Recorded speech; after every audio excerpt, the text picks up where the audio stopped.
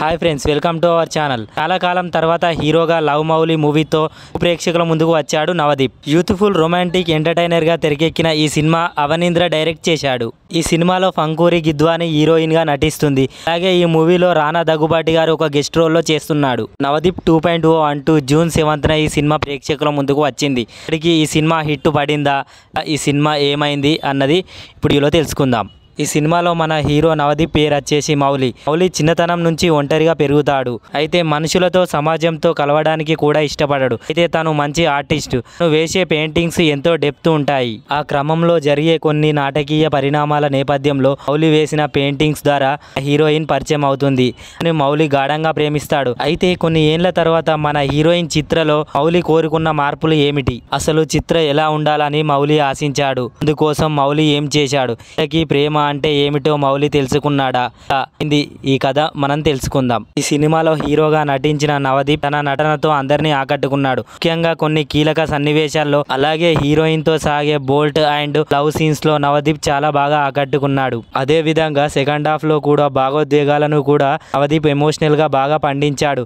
చోట్ల అతని టైమింగ్ తో ఫన్ కూడా క్రియేట్ చేశాడు. ఈ హీరోయిన్ గా నటించిన గిద్వాని నటనతో సినిమాకు చాలా ప్లస్ అయిందని చెప్పుకోవచ్చు. ముఖ్యంగా మన హీరోయిన్ తన అందంతో అలాగే తన నటనతో అందరినీ ఆకట్టుకుందనే చెప్పుకోవచ్చు. ముఖ్యంగా 3 డిఫరెంట్ షేడ్స్ ఉన్న గెటప్ లో ఆమె నటించిన విధానం సినిమాకి చాలా ప్లస్ అయిందని చెప్పుకోవచ్చు. మిర్చి కిరణ్ తో పాటు మిర్చి హేమంత్ కూడా తన పాత్రకి పూర్తి న్యాయం చేశాడు. ఇక మిగిలిన నటీనటులు కూడా తమ పాత్ర మేరకు బాగా నటించారని చెప్పుకోవచ్చు. ఇక ఈ మూవీ మైనస్ పాయింట్లకు వచ్చినట్లయితే, సినిమా టేకింగ్ లో ఉన్న కొత్తదనం సినిమాలో లేదు. యూత్ కి కనెక్ట్ అయ్యే అంశాలు పెడుతున్నాం అనుకున్నారు, కానీ ఇవి చాలా ఓవర్ గా ఉన్నాయి. అందువల్ల యూత్ కి కనెక్ట్ కాలేకపోయాయి. కొన్ని చోట్లలో అనవసరంగా రొమాంటిక్ సీన్స్ ఇరికించాడు, అవి ఆకట్టుకోలేకపోయాయి. కాకపోతే డైరెక్టర్ తీసుకున్న మెయిన్ పాయింట్ అయితే చాలా బాగుంది. సంగీత దర్శకుడు గోవింద్ అవంత్ అందించిన సంగీతం పర్వాలేదు. ఇక ఎడిటర్ గా కూడా బాధ్యతలు చేపట్టిన అవనీంద్ర అవసరమైన సీన్స్ ని టైట్ గా ట్రిమ్ చేసి ఉంటే చాలా బాగుండు. ఫ్రెండ్స్, మొత్తానికి లవ్ మౌలి అంటూ వచ్చిన రొమాంటిక్ లవ్ డ్రామాలో హీరో హీరోయిన్ల మధ్యలో వచ్చే రొమాంటిక్ అండ్ లవ్ సీన్స్ అయితే చాలా బాగున్నాయి.